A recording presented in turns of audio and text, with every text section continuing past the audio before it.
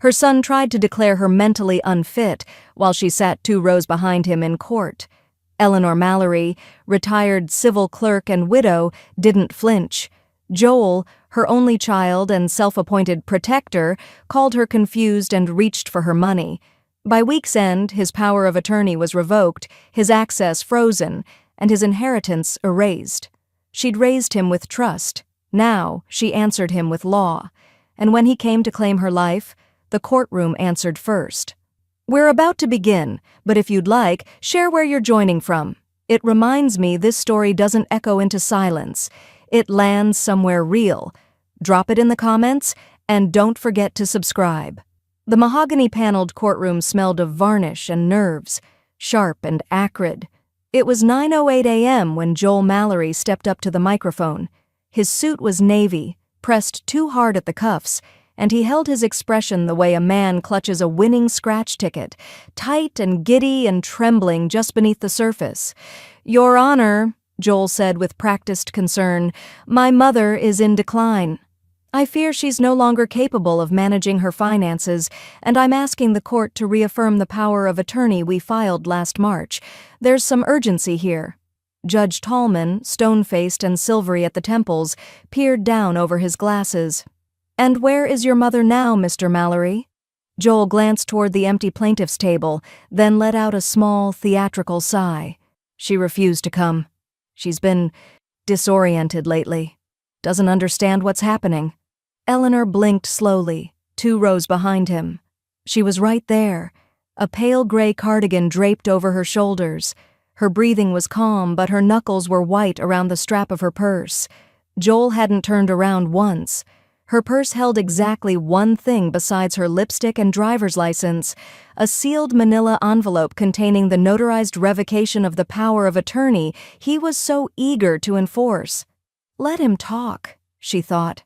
"I've had to step in more and more," Joel continued. "She's missed appointments, forgot to pay property taxes, gave money to scammers over the phone. I love her, but we're past the point of trusting her judgment." A bead of sweat appeared at his temple. A little fast, that detail.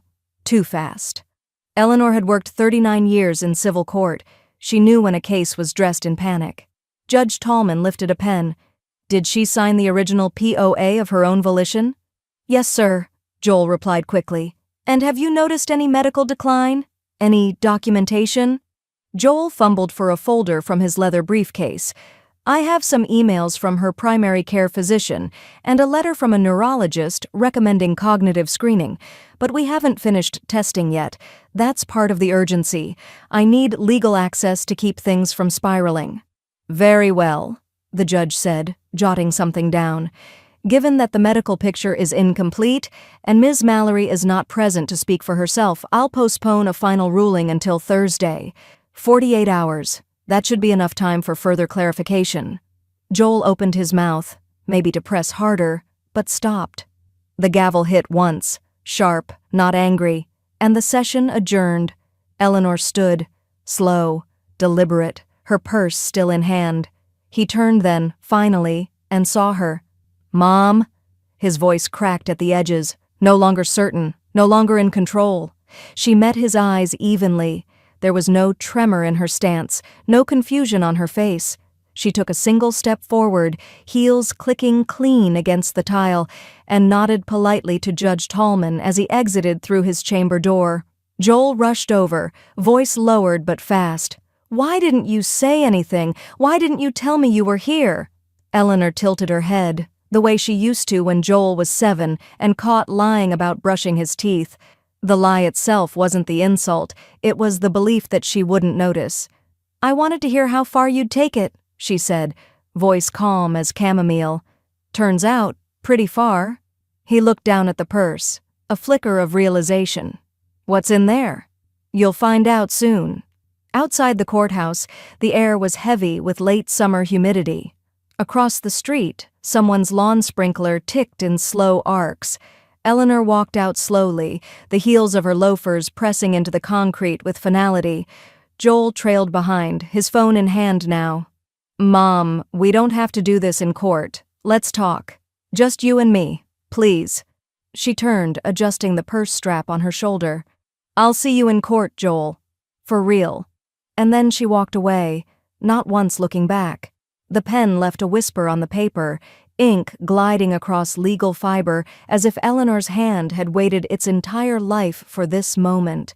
She signed with clarity, precision, not the tremor Joel described in court, not the hesitancy of someone slipping. It was a signature with backbone. Dina Estabrook leaned forward, scanning the lines with narrowed, seasoned eyes. That's it. Revocation filed. Power of attorney officially void. She tapped the embossed seal on the bottom of the last page, the notary stamp catching the glow of her brass desk lamp. Her office smelled faintly of leather portfolios and old lavender sachets, the scent Eleanor remembered from filing estate transfers back in '94. Dina slid the documents into a folder labeled E. Mallory, urgent in red ink. It'll hold, she said, looking directly into Eleanor's eyes. But he'll go nuclear. Eleanor gave a soft nod, her mouth set in a tight line. She clasped her handbag with both hands, as if steadying it. Or herself. Let him, she said. I know what I'm doing.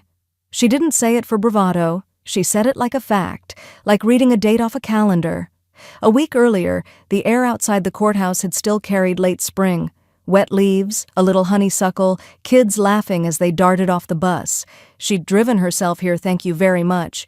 Joel hadn't known. That was the point. I started noticing it 6 months ago, Eleanor said quietly. Little things. He started opening my mail before I could. Said it was just to help.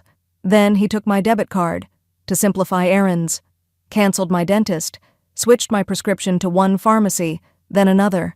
Dina scribbled notes. Control creep, she murmured. Common in elder financial abuse, usually cloaked as caregiving, especially with family. Eleanor exhaled slowly. After his divorce, I let him move into the guest house. Figured he needed a soft place to land. That was my mistake. Dina looked up. That wasn't a mistake. That was kindness. Eleanor's throat tightened, but she didn't let it show. Kindness with interest. I gave him keys. He took the locks. They froze for a moment in shared understanding. Dina handed over a final document. Asset protection freeze. It blocks new withdrawals above $500 and flags irregular account access. Only you or your designated fiduciary can lift it. Eleanor took the pen again. This time she felt the weight of it more. She was locking her life back in her own hands. She was sealing the vault before her son could strip it bare. I also opened a new safe deposit box at First Union, Eleanor said. Didn't want to keep this envelope at home. Dina's eyebrows lifted, impressed. That courthouse brain of yours still sharp as ever. It better be, Eleanor said, folding the signed papers neatly into her purse. He thinks I'm slipping. What I am is done playing slow. Outside the office, the day had turned gray and wind-washed. As Eleanor climbed into her car, her phone buzzed against the leather seat. A message from Joel. No hi mom, no smiley face, just blunt text. I added you to a memory screening on Friday. It's already scheduled. Don't forget. She stared at the message for a long moment. The audacity, the arrogance, as if she'd missed something, as if she hadn't already seen the curtain pulled back on his whole act. She didn't reply, but she did smile. Just a little. The exam room smelled like dusted pine and lemon sanitizer, artificial cheer wrapped around quiet dread. Eleanor sat perfectly upright in the cracked vinyl chair, her feet crossed neatly at the ankles, her handbag resting in her lap like a courtroom brief. Dr. Harmon was younger than she expected, mid-30s maybe, with a soft jawline and a Princeton diploma mounted squarely on the wall behind him. His shirt was too white, like he'd just unwrapped it that morning. He smiled at her gently, pen poised. Joel sat in the corner, arms folded across his chest, legs bouncing with a nervous rhythm he clearly couldn't control. So, the doctor began, flipping through the intake file. We're going to run a brief cognitive screen. It's non-invasive, mostly verbal. Lovely, Eleanor said, adjusting the silver pin on her lapel. Should I warn you I do crossword puzzles in ink? Dr. Harmon chuckled, but Joel didn't. His fingers drummed on the chair's armrest like a telegraph he didn't know how to silence. They began. Can you tell me what day it is? Thursday, Eleanor answered. June 8th. And the year? 2025, she replied, smooth. Though it feels like we barely survived 2020, doesn't it? The doctor smiled again, but slower this time. He moved on. What's the name of the current president? President Aguilar, she said crisply. And Vice President Nina Bloom, unless she's been impeached for that ridiculous budget speech. I haven't checked the news since breakfast. Joel shifted in his seat. Eleanor didn't look at him. Her gaze stayed on the doctor, level, composed. Repeat these 3 words back to me. Apple, chair, penny. Apple, chair, penny. A few more memory exercises followed. Spatial recall, simple subtraction, word associations.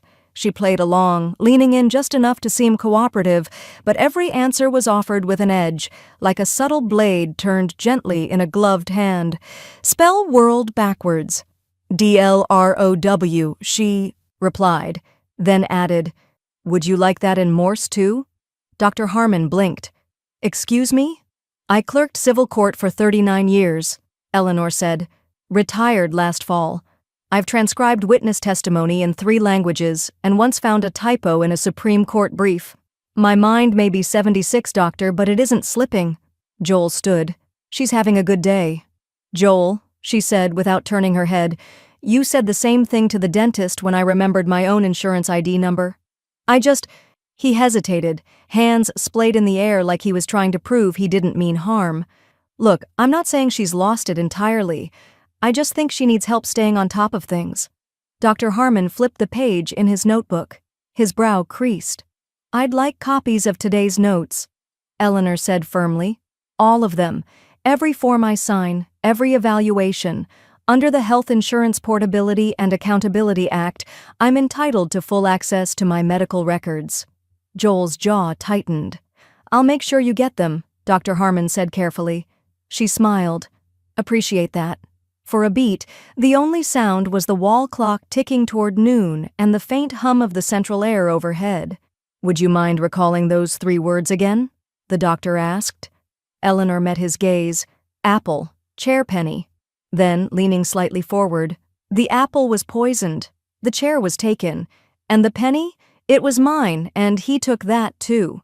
Dr. Harmon blinked. Joel snapped, stepping toward the desk. She's being dramatic. She can't handle her finances anymore. There it was. The air cooled.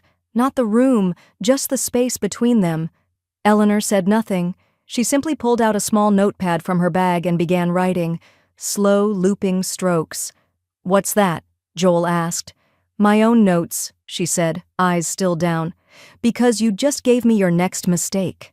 Eleanor pulled on a pair of soft cotton gloves, not for dust, but for dignity, the kind a woman wears when touching things that once mattered and still might. The late morning sun angled through the blinds, slicing the living room into pale gold and deep shadow. She moved slowly but deliberately, starting with the secretary desk she'd once inherited from her mother. Every drawer had a story. Every folded slip of paper whispered something Joel had underestimated. First, the pension folder. She laid the documents out on the dining room table, one by one, each form dated, signed, copied. Her city pension, unbroken since 1983. She jotted down the payout details on a yellow legal pad. Next came the savings statements, 2 CDs maturing in October. Then a dusty blue envelope tucked beneath them, government bonds her late husband purchased in the 90s, still accruing. She smiled faintly. Joel wouldn't have known how to find these, even if he'd torn the place apart. He didn't understand that paper, to her generation, meant permanence. In the hallway closet, behind a box of Christmas lights and a cracked tennis racket, she pulled out a fireproof box. Inside, her deed, a copy of the will, a laminated list of emergency contacts, and an envelope addressed to herself in her own handwriting, dated 5 years ago. She didn't open it. She didn't need to. In the guest house, things had been different. Joel had helped set up online bill pay, helped streamline her medical accounts. She remembered now how he'd insisted on linking his email to her bank alerts. Just so nothing slips through the cracks, he'd said. She opened her desk drawer and found the checkbook. Tucked inside like a tumor in a clean scan was a debit card, her name in small type, Joel's name in bold. He hadn't told her about this one. The car ride to Kingston Bank was silent, save for the low hum of the air conditioner. Eleanor sat tall in the chair across from the banker, a woman in her early 40s with dark curls pulled into a neat bun. "I'd like to close all accounts jointly held with this name," Eleanor said, sliding the card across the table. The banker looked at the card, then back at Eleanor. "Mallory. You're Eleanor Mallory?" "That's right. You helped my mom settle her probate case back in 2010. You stayed 2 hours after court to explain how to file without a lawyer." Eleanor gave a modest shrug. "Seemed like the right thing to do." The banker smiled. "Then let's lock this down." They opened a secure trust account. Only Eleanor had access. They set up fraud alerts and secondary authentication. As she left the bank, the sun had risen higher. It gleamed against the windshield like a quiet assurance. Her next stops came quickly. Dr. Harmon's office, records requested and firewalled. Walgreens, prescriptions transferred. New pharmacy, new doctor. No more digital footprints for Joel to manage. By evening, Eleanor had a manila folder filled with confirmations, account statements, and a single typed document labeled Asset Inventory, E. Joyce Mallory. She slid it into her safe and locked it with a new code, 1. Mallory. She slid it into her safe and locked it with a new code, one Joel would never guess. There was satisfaction in order, in clarity, but not relief. Not yet. She was brushing her teeth when she heard it. Bang, bang, bang. The sound rattled her bathroom mirror. She wiped her mouth and stepped into the hallway. Her feet were bare, her breath shallow. Another knock, louder now, urgent. She moved to the front door and flipped on the porch light. Joel stood there, fists clenched, jaw tight, breathing heavy like he'd run from somewhere, or from himself. "What are you hiding?" he barked. She didn't answer. She just stared through the screen door, like a woman watching a storm she'd already reinforced the windows for. Eleanor stepped into the courthouse with the quiet resolve of someone who'd once watched perjurers unravel with a single sentence. She'd worn slate gray, clean lines, no flash. Her heels clicked against the tiled floor like a slow metronome. Her purse, firm against her ribs, held the envelope, not the metaphorical one. The envelope. Inside, her official POA revocation, notarized and recorded, a formal complaint of elder coercion, printouts of online banking changes she hadn't authorized, a log of every pharmacy switch and calendar entry she hadn't scheduled, and a sworn affidavit from Dr. Harmon, filed just 2 days ago, declaring patient exhibits full cognitive clarity and agency in all legal, financial, and medical matters. She didn't walk fast, let him wait. Courtroom 2B was colder than usual, and for a moment she wondered if the bailiff remembered her. Maybe not. New generation now. Fewer nods of recognition. But Dinah Estabrook was already seated at the plaintiff's table, file open, fingers steepled under her chin. She looked up and gave Eleanor a single, sharp nod. "Showtime." Joel was mid-sentence when he noticed her. He stopped talking. For a beat, he just stared. Eleanor walked straight down the center aisle, slow and silent, her eyes never leaving his. She could see it in his expression, the flicker of panic, confusion, calculation, the way his gaze darted from her to the bench, back to Dinah, then to the brown envelope now in Dinah's hand, the one he hadn't counted on. Judge Tallman adjusted his glasses, already noting the entry on his docket. "Ms. Mallory, we received your petition. Is this counsel with you today?" "She is, Your Honor," Eleanor said calmly. "And I've submitted evidence to be entered into record." Joel stood. "Wait, this isn't fair. I didn't even know she had a lawyer." "She's not required to tell you that, Mr. Mallory," the judge interrupted. "But this is about her protection." "No," Eleanor said, voice crisp as frost. "This is about yours." The judge lifted an eyebrow. Dina stood now, flipping the folder open. "Your Honor, we've submitted a full revocation of the previously held power of attorney, pursuant to New York General Obligations Law, Section 51511.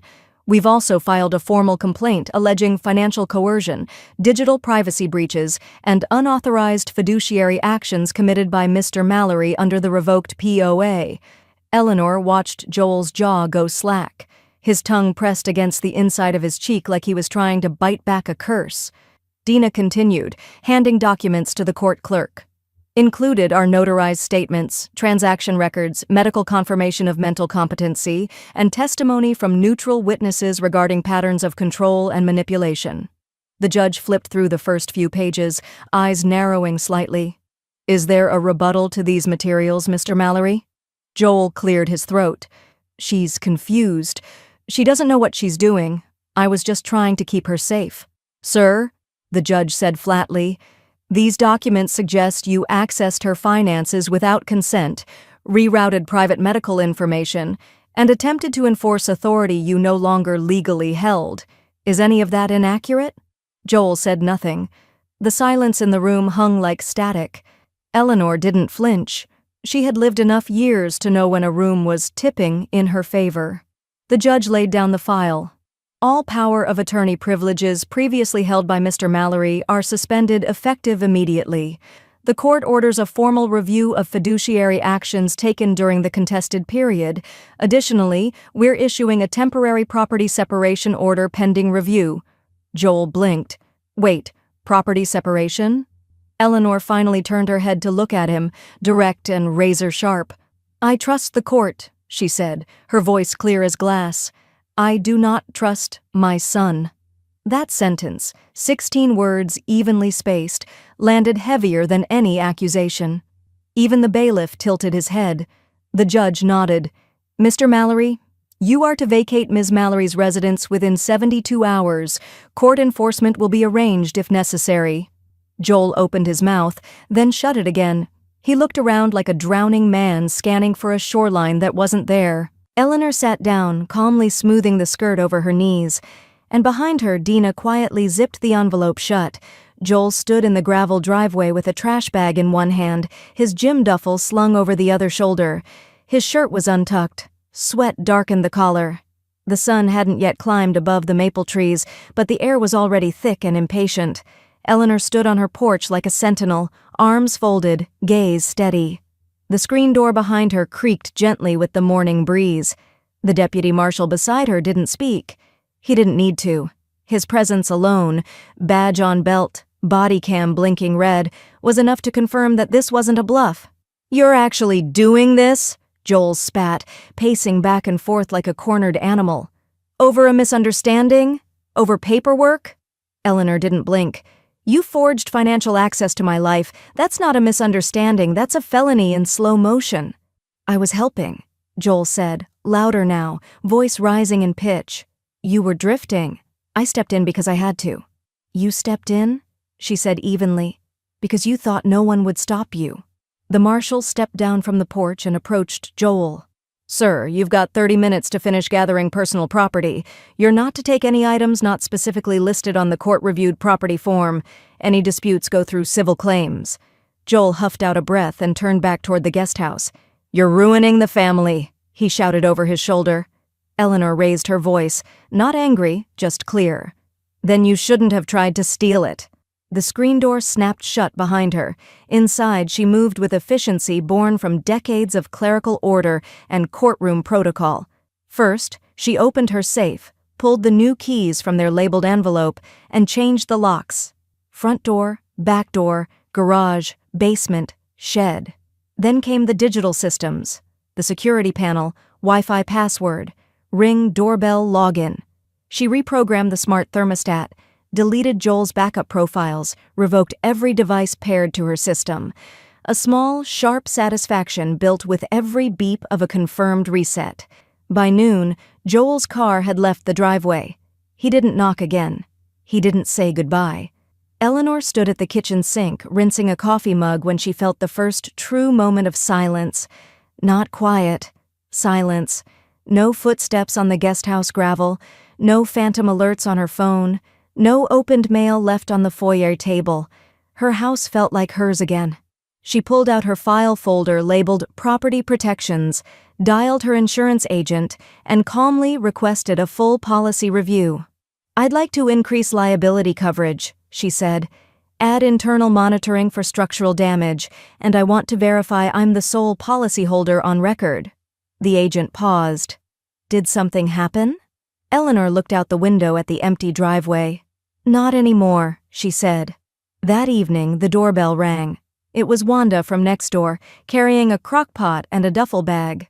"I figured you shouldn't spend the night alone," Wanda said, brushing past her with the kind of familiar assertiveness only a true friend could manage. "I brought chili, extra cinnamon, and my ridiculous pajamas." Eleanor almost laughed. "You packed pajamas?" "I've been waiting for an excuse to dust off the fuzzy socks," Wanda grinned. They ate on the porch, the summer air finally cooling into something manageable. Fireflies blinked in the hedges. The chili was spicy, grounding. Eleanor leaned back in her chair, eyes soft but alert. "You okay?" Wanda asked. "I'm not used to quiet being safe," Eleanor said after a long pause. Later, after dishes were rinsed and the lamps dimmed, Eleanor's phone buzzed on the kitchen counter. A new message, unknown number. "He did this to my parents too." M? Eleanor stared at the screen. She didn't recognize the number, but she knew the initial. Marissa, Joel's ex-wife. The laptop was heavier than she remembered. Black, smudged along the edges, with a cracked corner near the charging port. Joel had left it behind in his rush, likely thinking it was just a backup, nothing critical. He hadn't counted on Eleanor knowing where to look. She sat at her dining room table with the machine humming beside her and Wanda across from her, watching with quiet curiosity. A ceramic mug of black coffee steamed between them.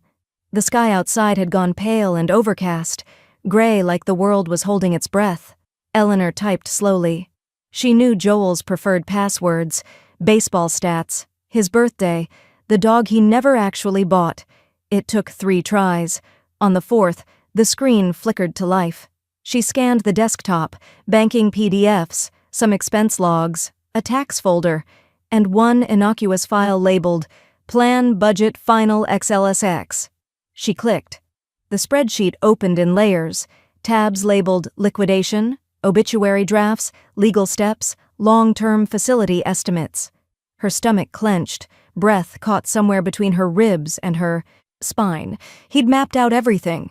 In liquidation, he had estimates of her property value, with potential sale listings dated 3 months into the future. Her pension account was itemized with a running projection of drawdown limits. Every insurance policy, even her utility bills, were listed under a sub-tab titled Cost of Ownership Before Transfer. She clicked on Obituary Drafts. The first line read, Eleanor J. Mallory passed peacefully after a long battle with cognitive decline. She is remembered by her devoted son. Eleanor pushed back from the table as if the words burned her. Wanda leaned over, reading silently. Her hand curled into a fist on the tablecloth.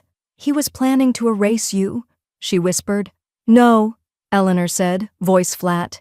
"He was planning to inherit me before I was even gone." She copied the entire folder onto a flash drive and placed it carefully in her leather file binder. Then she picked up her phone and called Dina. By that afternoon, the evidence had been filed with the court, classified under supplemental discovery, proposed intent, and malicious planning.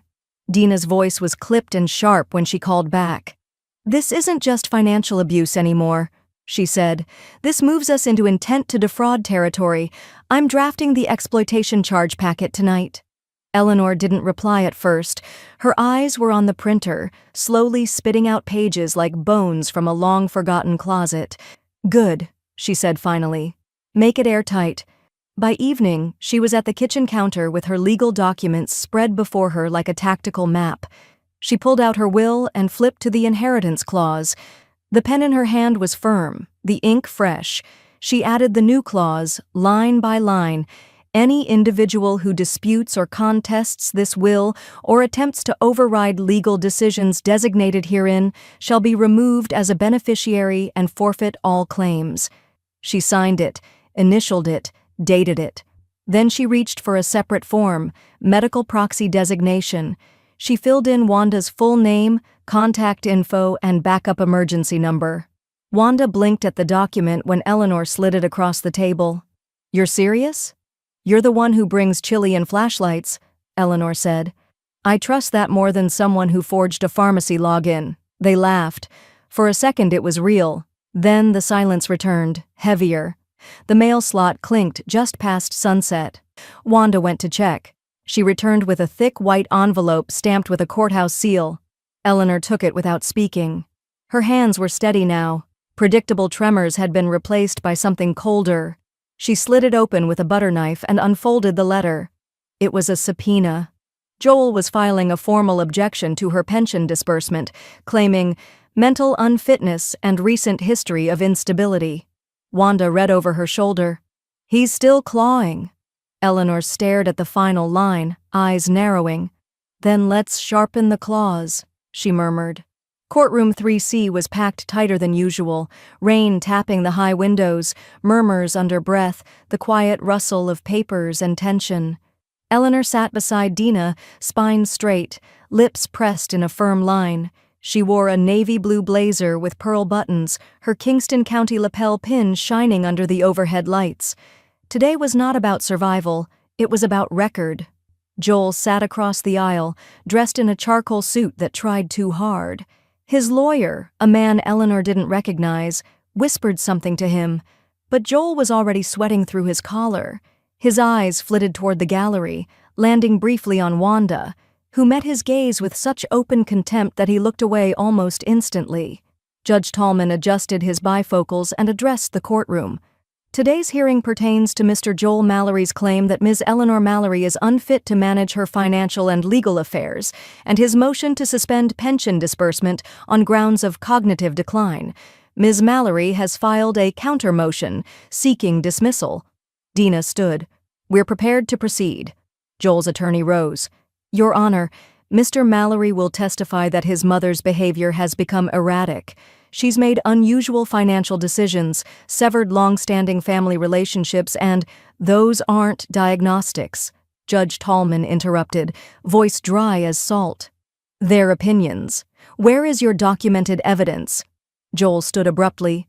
"She accused me of forging things I didn't forge. She had my mail rerouted. She called my ex-wife. This is classic paranoia." Dina didn't flinch. She stood and calmly handed a set of documents to the court clerk. "Your Honor, we submit the following into evidence. Ms. Mallory's last 5 years of tax returns. Accurate, punctual, audited, and cleared. Results from her cognitive screening, 100% functional, signed by a licensed psychiatrist. And a copy of her civil service record, 39 years, unblemished, including commendations from this very courthouse." Judge Tallman skimmed the pages, then gave Joel a long, unreadable look. "Mr. Mallory, do you have a medical statement to support your concerns?" Joel opened his mouth, then closed it. Dina continued, motioning toward the gallery. "With the court's permission, we also have 2 witnesses prepared to testify." The judge nodded. "Proceed." Wanda took the stand first. She wore a cardigan and flats, no makeup, her expression set in stone. "State your relationship to the respondent." "I'm Eleanor's neighbor, lived next door 10 years. She helped me refinance my mother's estate when I didn't even know what a title search was." "And what's your assessment of her mental state?" Wanda tilted her head slightly. "She's sharper than most attorneys I've met, including the one over there." She gestured, not toward Joel's lawyer, but Joel himself. Laughter rippled through the gallery before the judge tapped his gavel once. Dina stepped forward. "Can you describe what you witnessed between Mr. Mallory and Ms. Mallory over the past 6 months?" "He isolated her," Wanda said, "stopped her mail, took over her groceries, doctors, meds, said he was helping, but you don't help someone by erasing them." Joel muttered something under his breath. "What was that, Mr. Mallory?" the judge asked. "Nothing." Next came Dr. Harmon.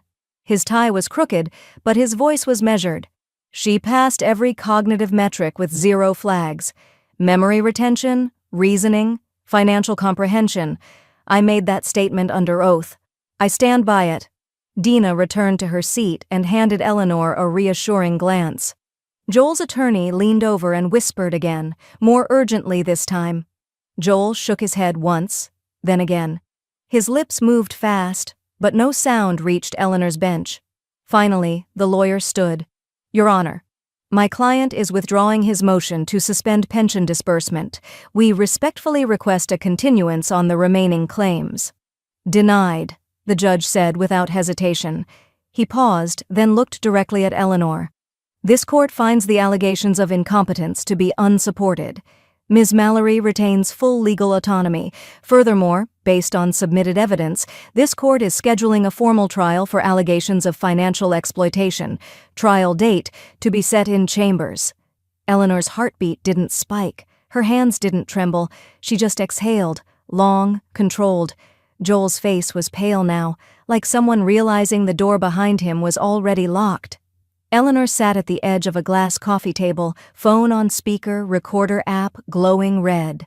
A breeze tapped the wind chime outside, but the rest of the room was still, hushed like a courtroom just before the verdict. Marissa's voice came through the phone, thin but sharp. It started with my dad's prescriptions, she said, then the bank, then the house. Eleanor's eyes stayed on the notepad in her lap. You mean Joel gained control of your father's medical care first? Yes, said it was temporary. Dad was recovering from a knee replacement. Joel told the pharmacy to send everything through him, told the doctors he was managing the appointments. Did your father authorize that? A bitter breath on the other end. He thought he did. Joel gave him a paper to sign after his pain meds. It wasn't temporary. Eleanor underlined the words, drugged consent. And your mother? Same playbook. Said she was showing signs of confusion. She wasn't. Had her mail redirected to our house. Filed for POA behind her back while pretending to be helpful. Eleanor's knuckles tightened around the pen. And when they pushed back, she asked. They didn't. Not really. They just got tired. He made it seem easier to let go. My father passed 2 years ago. My mom lives with my sister now. She doesn't talk about Joel. Neither of them do. Eleanor paused the recorder. The silence was thick, ugly with realization. She had only just escaped becoming a footnote in the same story. By the end of the week, she'd spoken to Marissa's sister, 2 family friends, and 1 former neighbor who remembered Joel helping an elderly veteran navigate Social Security benefits, only to gain access to the man's checking account and vanish once a federal complaint was filed, and quietly dropped. Each interview, Eleanor documented and sent to Dina. Names, dates, specific examples of deception cloaked as care.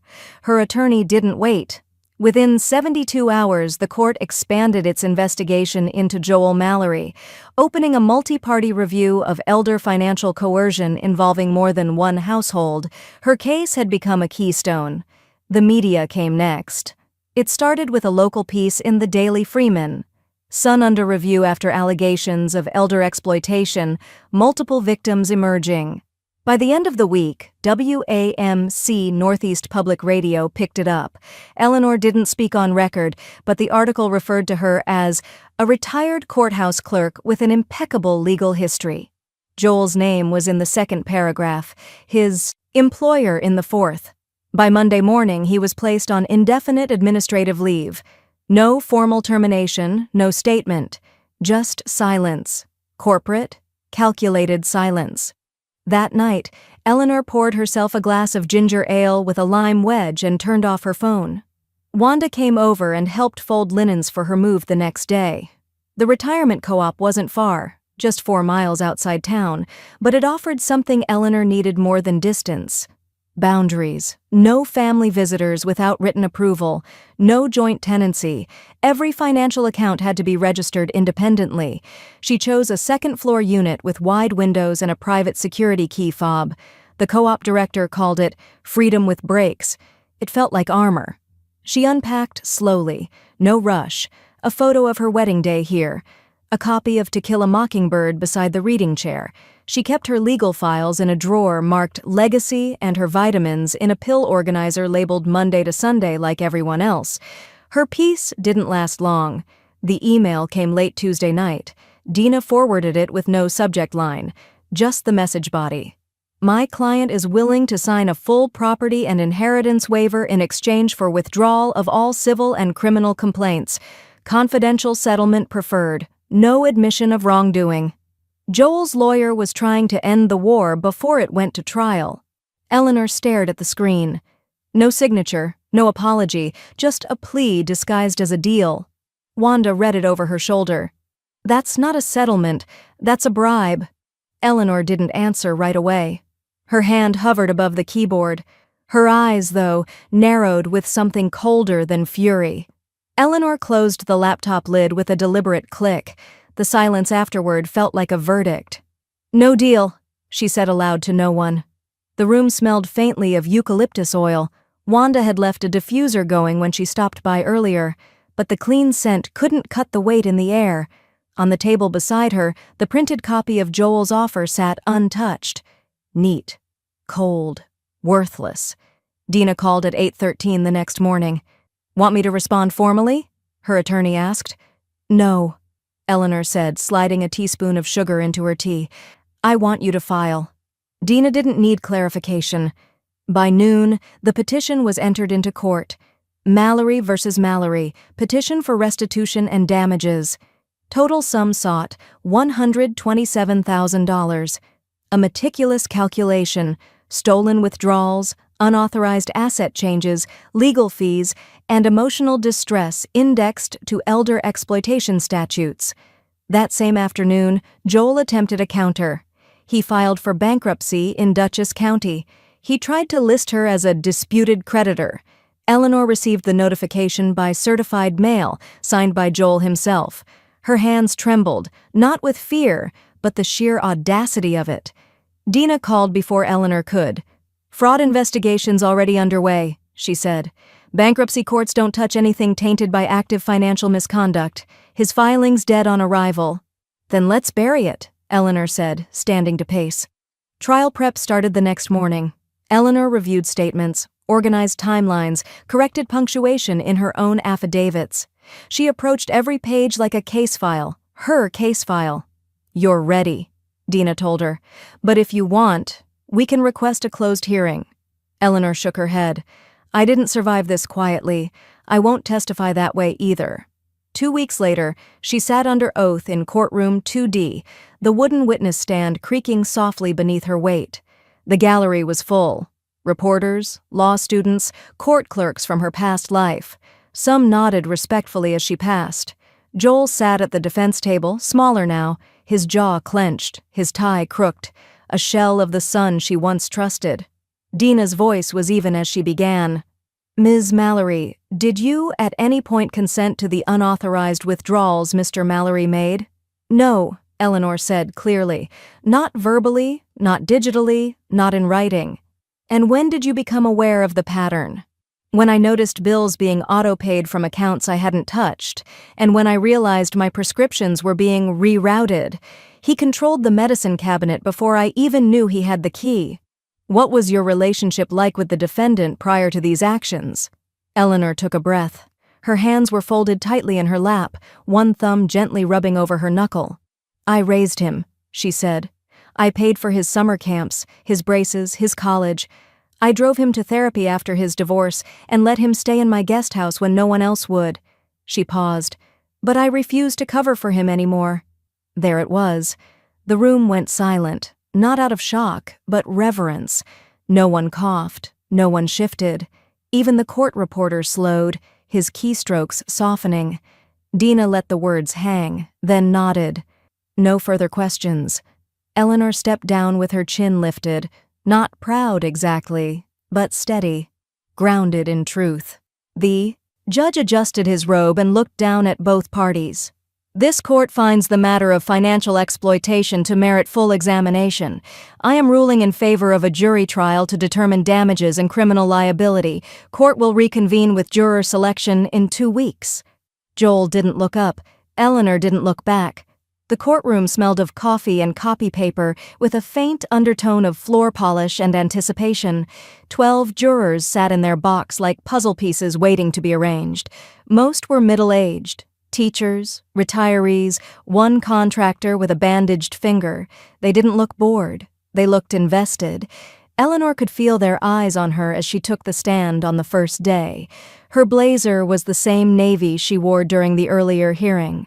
Her hands folded calmly in her lap. She didn't try to smile. She didn't need to. Joel sat hunched at the defense table, tie loose, eyes darting. Each time he leaned to whisper to his attorney, the jurors noticed. His knee bounced. His pen clicked until his lawyer stilled it with a sharp glare, a man unraveling by the inch. The district attorney, a sharp-witted woman named Keene, wasted no time.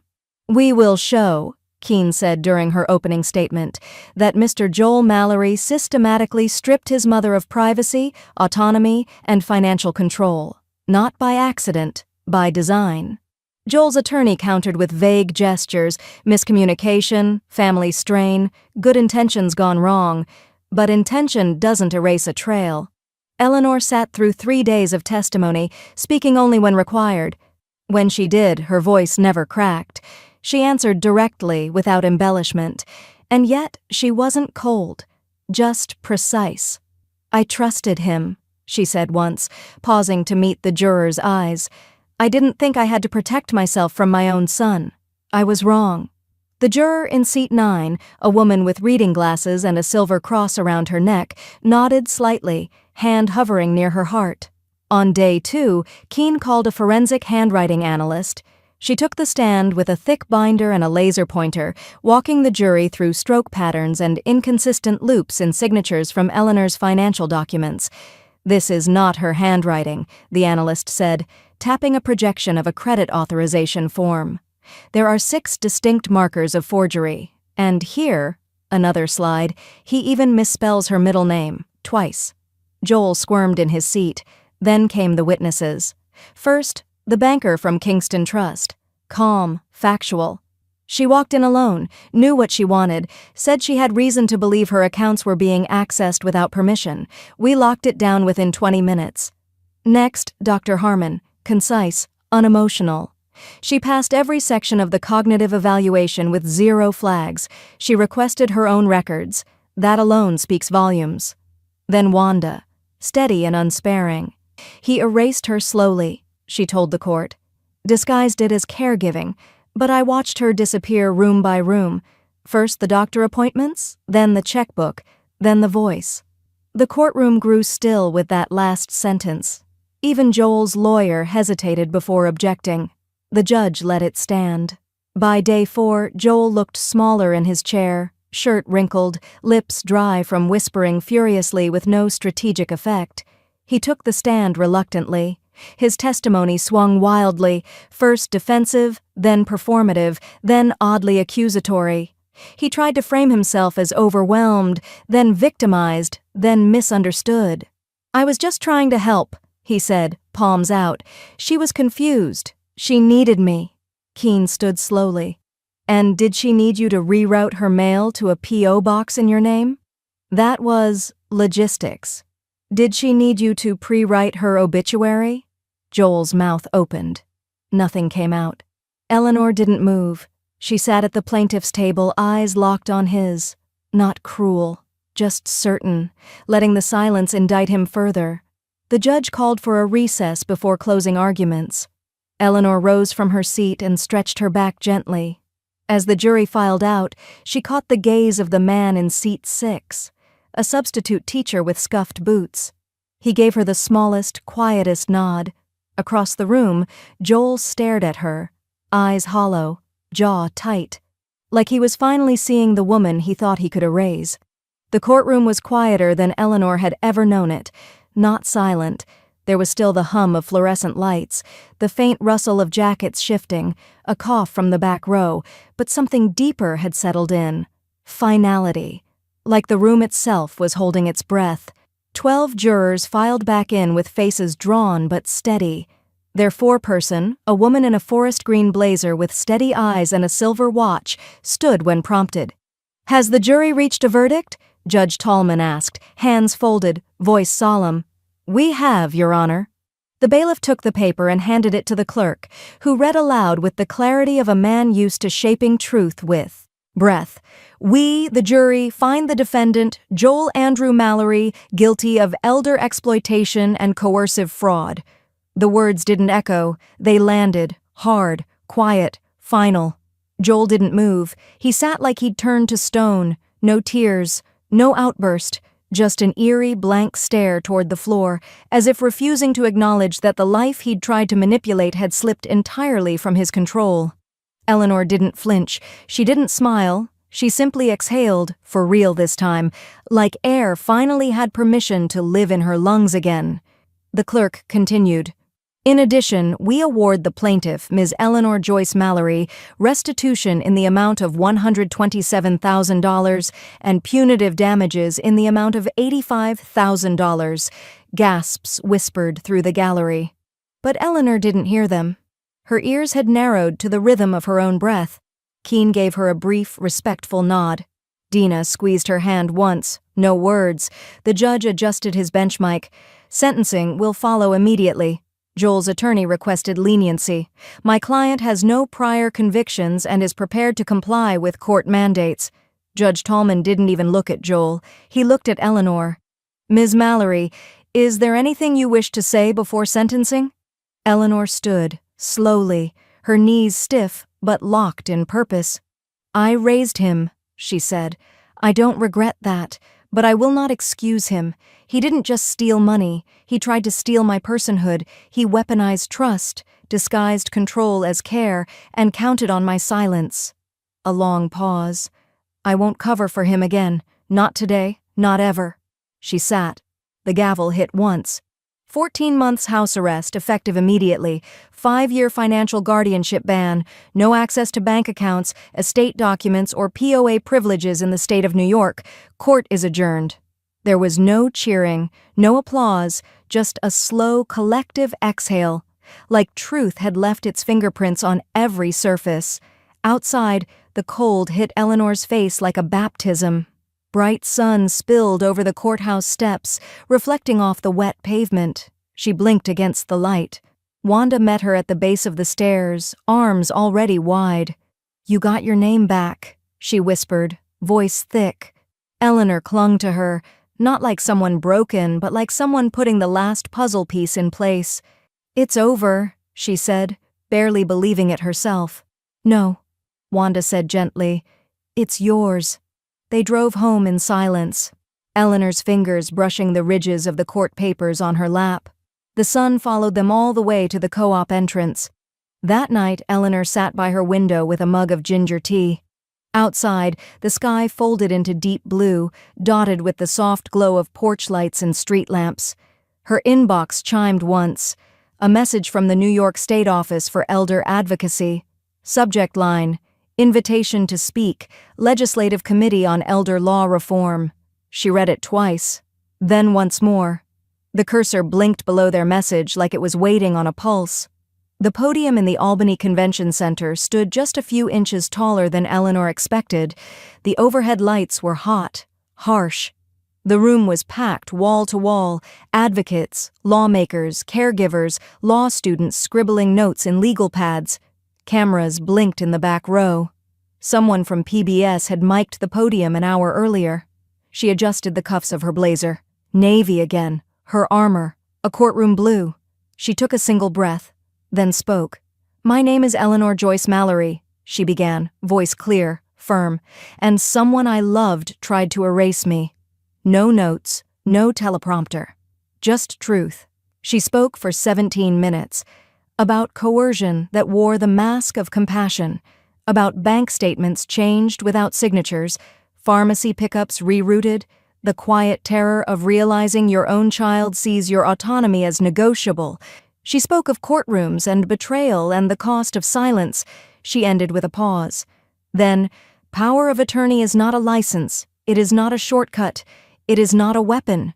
The room rose to their feet before she'd even left the stage. Reporters stood. Young volunteers clapped until their hands went red. Eleanor walked down the steps slow, composed. But inside, something had shifted. The wound hadn't closed, but it had found its use. By nightfall, clips of her speech were circulating. A PBS producer requested full footage for a feature on elder law reform. NPR ran a segment titled, "Her Voice Was Nearly Stolen. Now It's Saving Thousands." Emails poured in. Former colleagues from the Kingston County Courthouse. "I'm so proud of you. We should have seen it. I've never clapped harder in my life." Even Judge Tallman sent a letter, handwritten, formal, but unmistakably human. "You didn't just win your case. You changed what cases like this mean." And then came the phone call, the district attorney herself. Eleanor recognized the voice instantly. "We've launched a new initiative," the DA said, "a statewide task force focused on uncovering and preventing elder financial abuse. We're calling it the Mallory Protocol." Eleanor blinked. Her name turned into policy, into prevention. She didn't cry, but her hand gripped the phone a little tighter. "What do you need from me?" she asked. "Just what you've already given, your voice. And if you're willing, we'd like to consult with you part-time. You'd review filings, mentor legal interns, maybe speak to law enforcement groups." "I'll think about it," Eleanor said. But she already knew the answer. 3 weeks later, she sat behind a desk in a small office inside the legal aid clinic on Pine Street.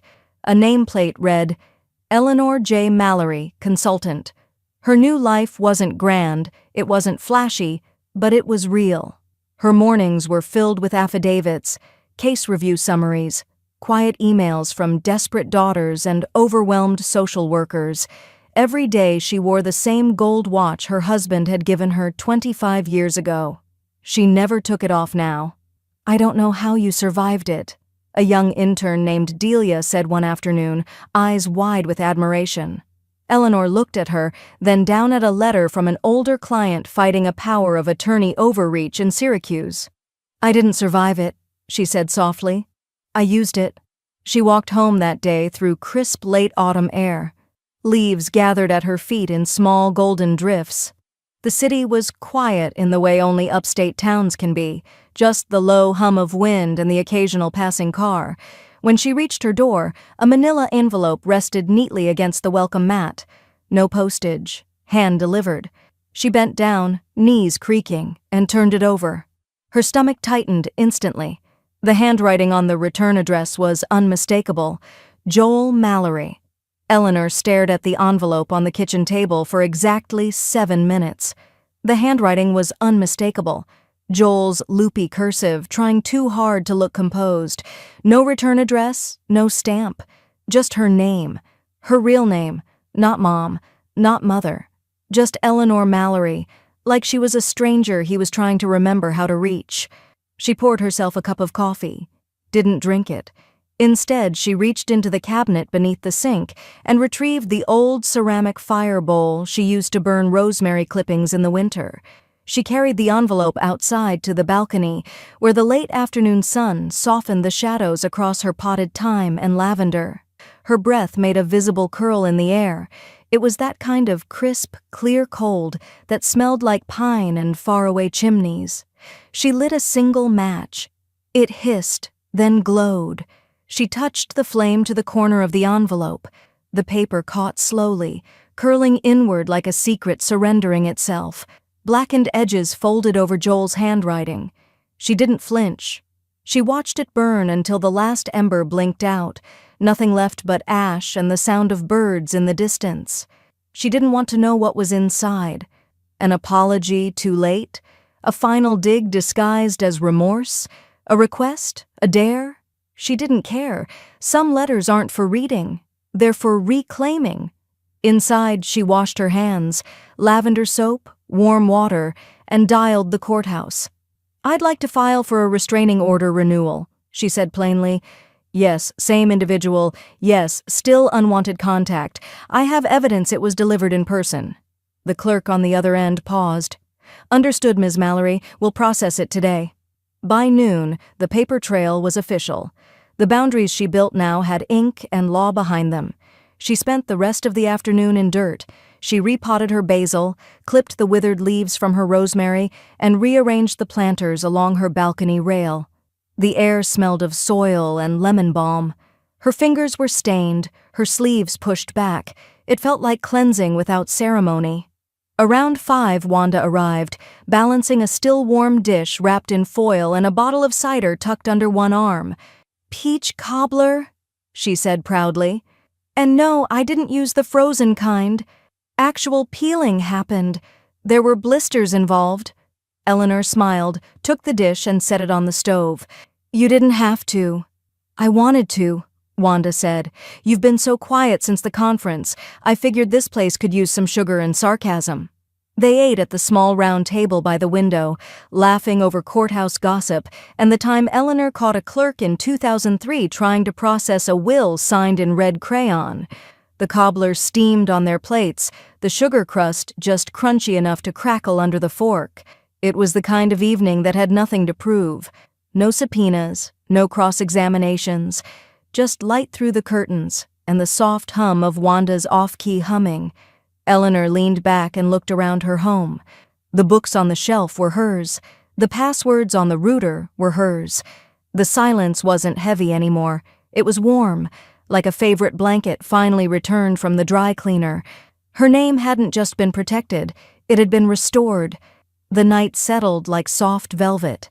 Over the co-op courtyard, Wanda left with promises of lemon bars next time and strict warnings about repotting plants without gloves.